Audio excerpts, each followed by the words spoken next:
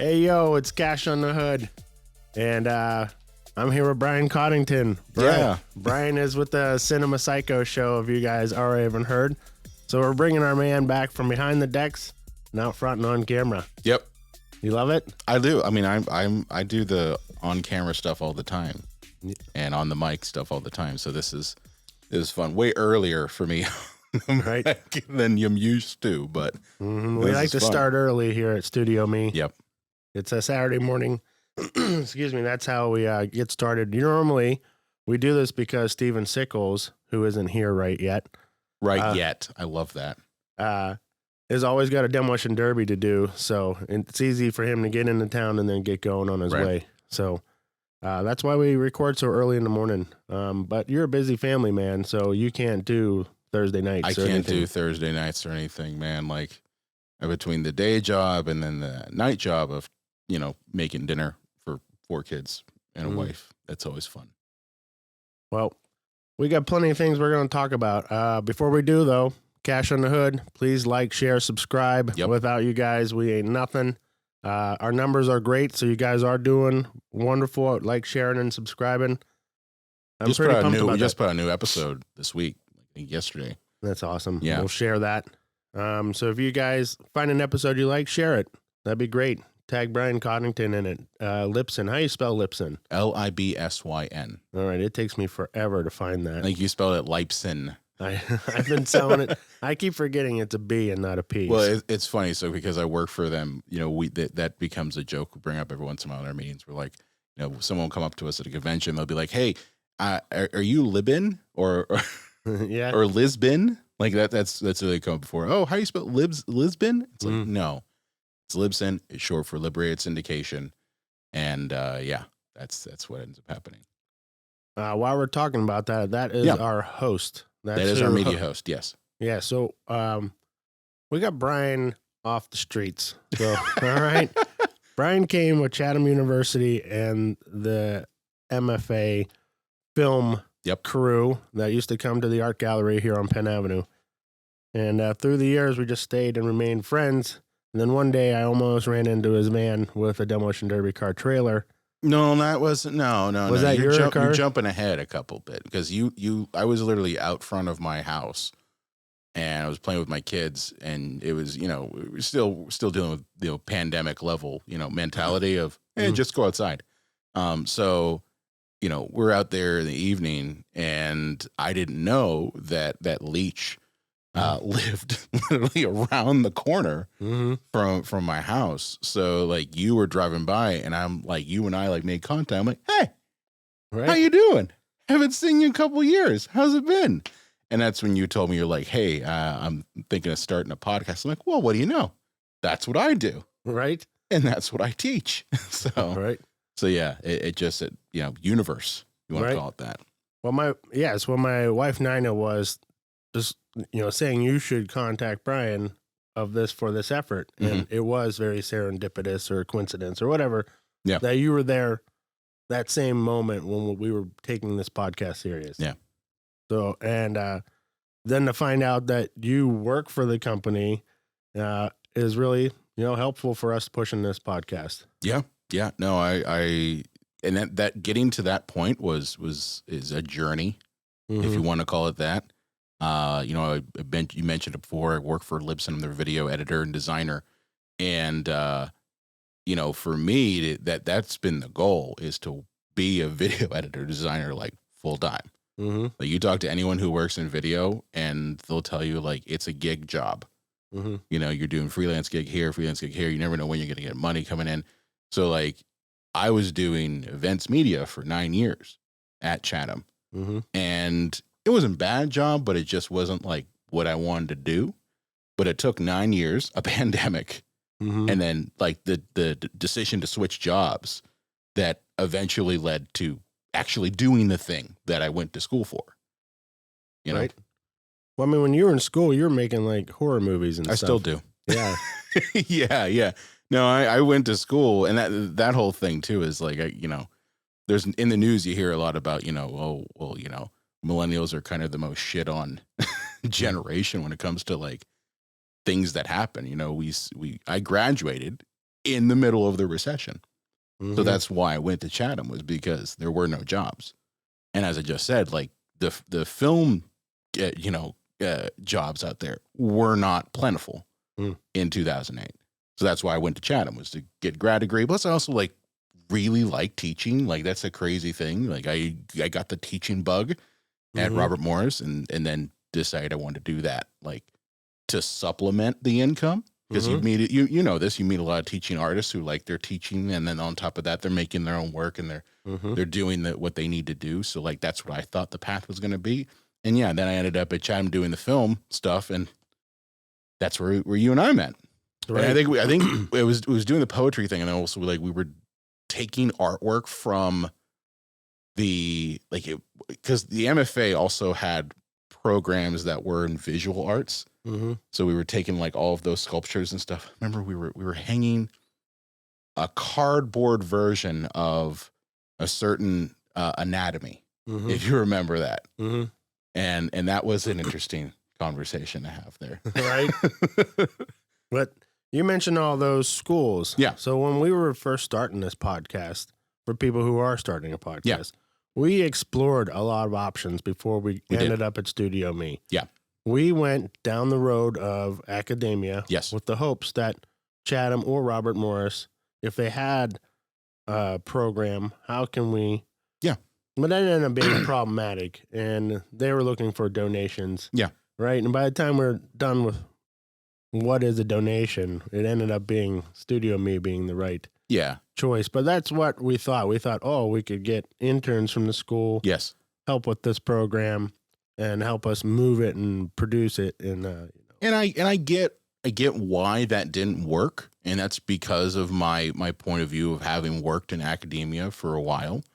It's a thing where, you could come up with a fantastic program, but ultimately they're going to look at it in terms of like, what is it in for me?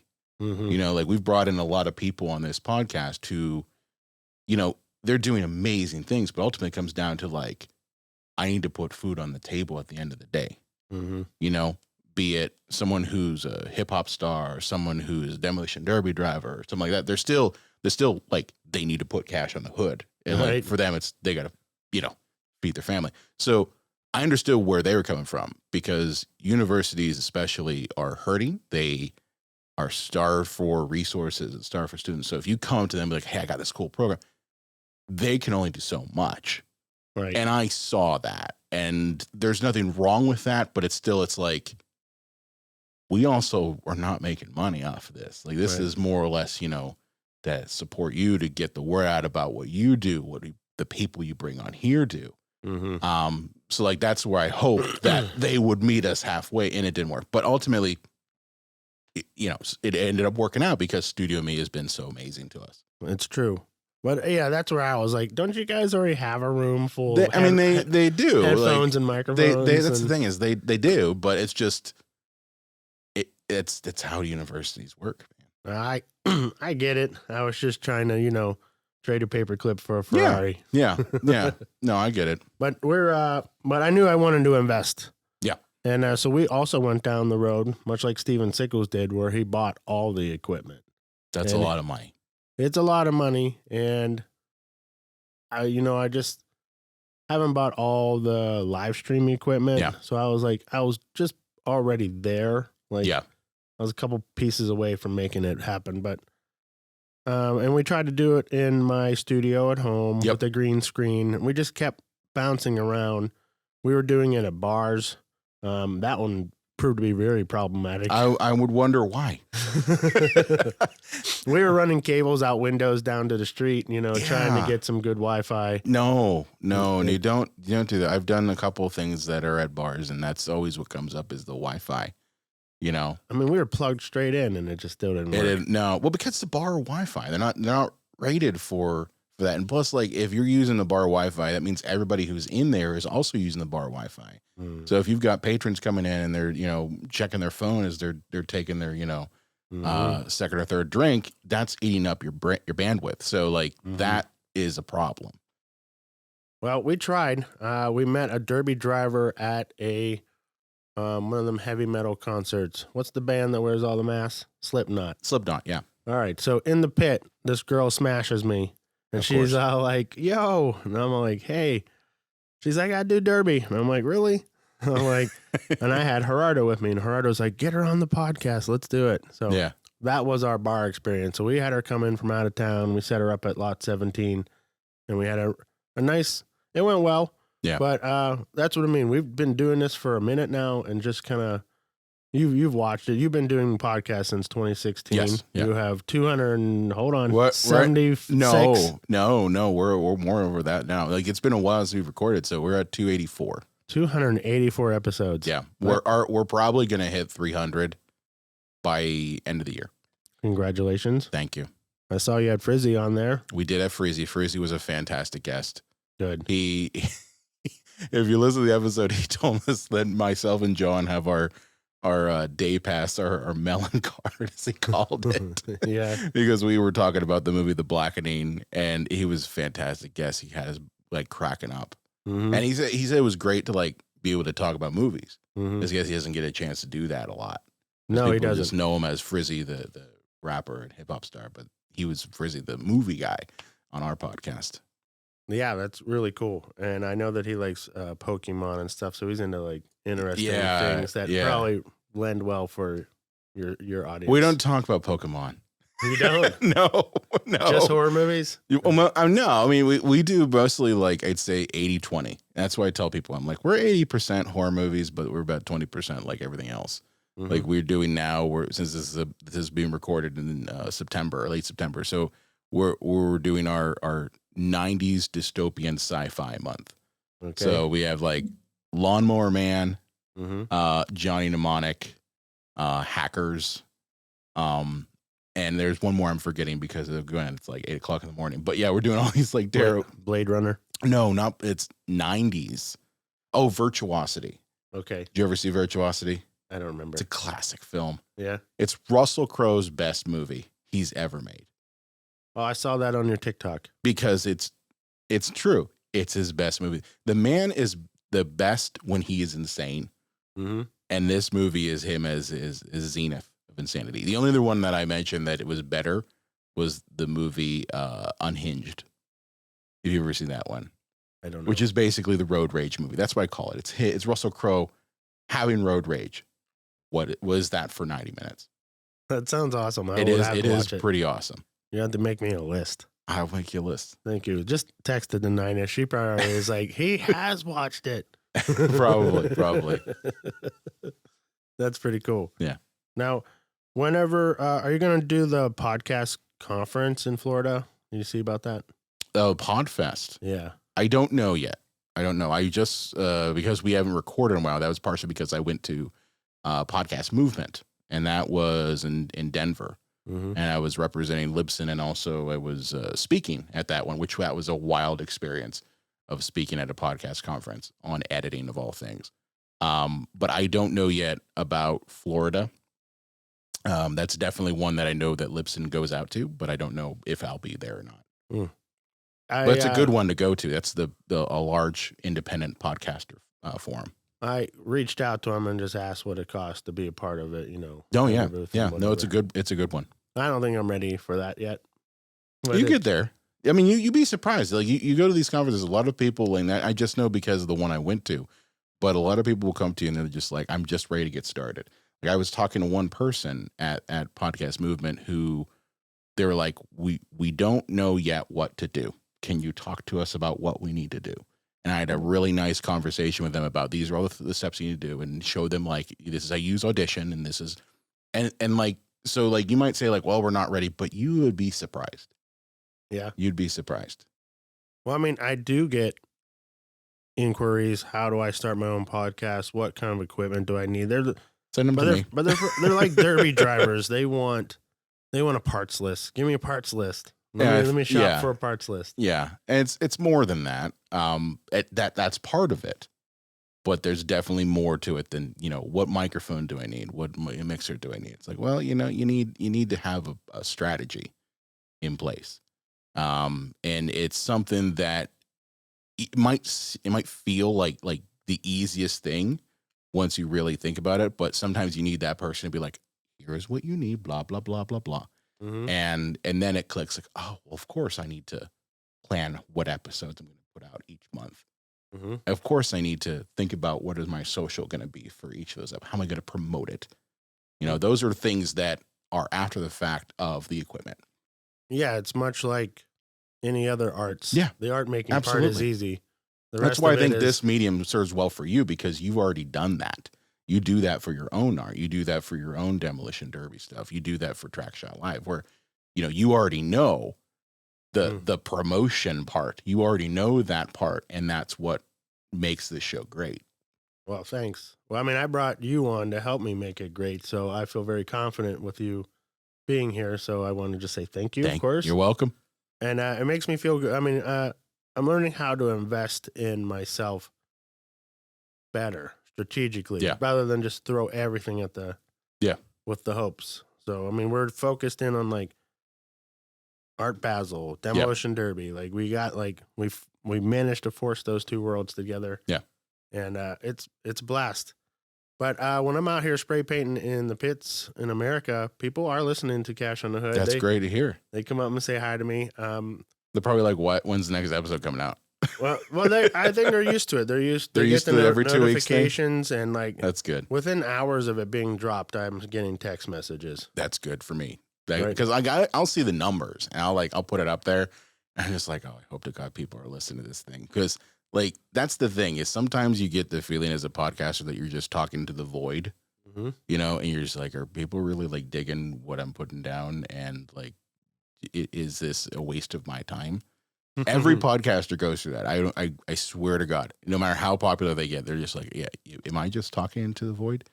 But you do get those messages every once in a while where someone's like, hey, I really dig your things. Like I had one person who joined my Discord channel, which the Cinema Psycho Show has a Discord channel. And they told me that they had listened to my entire back catalog and they were going back and re-listening to episodes. Wow. Yeah. Like they had listened for like from the beginning. And they were like, I love your show so much. I've been going back and listening to back episodes that were from like 2017. And I'm like, that's insane. You were doing the news back then too. I was doing the news back then. We were trying to be, you know, and knowing what I know now, I would have never done that. But like, we were trying to be like, well, we're going to do 15 minutes of, you know, what news topic is happening, you know, in entertainment land. And they always teach you now, like, try to be evergreen, like try to make content that's going to last for years, that someone could pick it up and listen to it years later. And like the stuff won't be outdated. And that doing a news thing, like that made it completely outdated, but people listen to it still. So. Well, I mean, that's what I want. That's why I said it, because I knew that'd be some advice for podcasters who are listening. Keep it evergreen. Right? Yeah. I mean, unless your strategy is a daily podcast about the news. That's the only way it works. Right? Yeah. Like there's a podcast called The Newsworthy. That's literally what they do. They put out a new episode every single day that is recapping the news, and that's it. And that works because that's how people, and it's also much shorter too. I mean, we're talking maybe 10 to 15 minutes of just recapping the day's events. And that's great. People love that sort of thing. But the thing is like the replay value of those type of episodes, they're not there. They solely exist on what is the next thing to come out. But for what we do, and, you know, I say we as in like your podcast as well as my own, we're focused more on sharing stories and sharing points of view that someone could pick up 5 years later, listen to, and be like, I still got a lot out of that. So that's kind of what you got to decide how you want your podcast to be. Well, I think that's really great on for people who are listening. I know that there's going to be people listening because today's and the next couple episodes, we're really going to get into what is a podcast, what are our strategies, what is our future goals. You know what I mean? Yeah. Not just try to survive, but do we have an arc or a trajectory? Now, I know you've been doing it for a long time, and you're in a very competitive space. Oh, yes. Movie podcasts, there's a dime a dozen of them. And of course, I decided that that's what I wanted to do. Well, he chose the world of art, so it's a struggle no matter what direction. It's a struggle, but like, you know, I'd asked you the question when we first started. I was like, how many Demolition Derby podcasts are out there? You're like, well, there's like 2. I'm like, good. I'm like, that's good to hear, because for me, if you said, well, Brian, how many movie podcasts are out there? I'd be like, millions. and they're all doing some version of my shtick. Like, that's the thing, is they're all doing although I will say, when I started in 2016, there were not as many movie podcasts that were knowledgeable and funny at the same time. Like, they were one or the other. They were either boring as all hell. Mm-hmm. I'm looking at you, Film Spotting. And you got great guests, but I'm just saying, some of your material is like boring. So they were boring as all hell, or they were funny, but they didn't know what the hell they were talking about. Right. And you had 2 complete diametrically opposed views. So like me, I was like, I have the film background, and I like to think that I'm funny sometimes. So let's smash them together. And then I got co-hosts that were also very funny and very knowledgeable. So let's smash them together and see what we get. And now I see that all over the place. So it makes me feel special that, hey, 2016, we were one of the first. Well, I mean, you were jumping into that media space, because I remember you, much like today, a guest didn't appear and you ended up at my gallery. Yeah, I did. And we pulled off talking about movies, and this was a long time ago. So you were doing this for quite a while, like before it became really fashionable. Yes. Yeah. 2016. I mean, we were talking about movies in your gallery. I think you brought me on as well. I'd shown a film in your gallery, and we had like a discussion afterwards. Mm-hmm. You remember that? I had shown I think it was my grad thesis. And yeah, so like, I already knew how to talk about movies. When I was in college, I was a host and producer of a movie TV show. I don't think I ever told you this. I did a TV show for Robert Morris TV.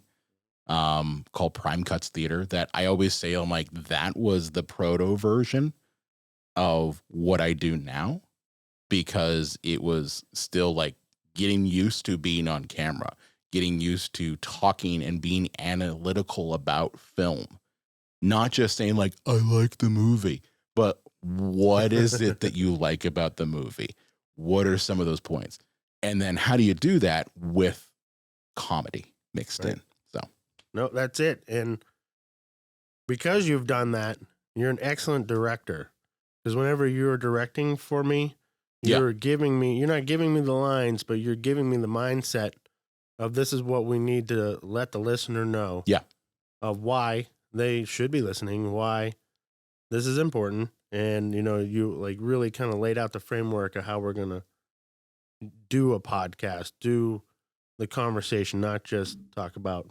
Well, it's something that you always got to, like, our podcasts, I've noticed they always have a story. They have a beginning, middle, and end.